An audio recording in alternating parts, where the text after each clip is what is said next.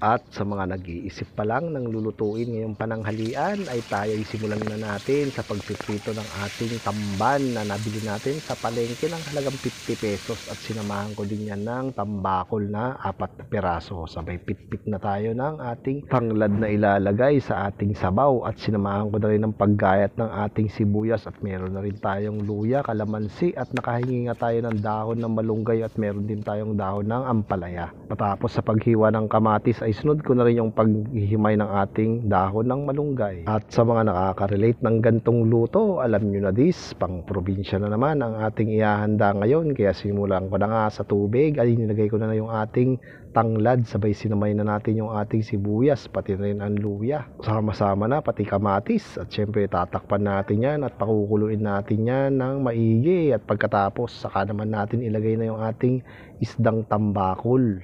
Napakasimple na naman ang lulutuin natin ngayon at syempre masustansya rin yan mga kapares, hindi mo na kailangan maggisa. Sabay nilagyan ko nga pala yan ng shrimp cubes na available natin, sabay tinimplahan ko na rin ng patis.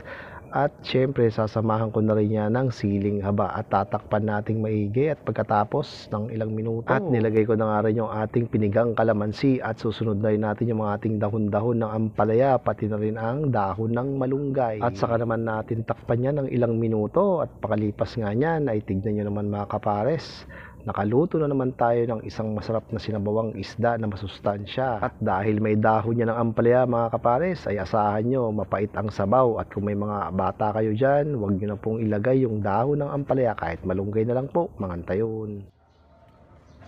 At kain na po mga pares.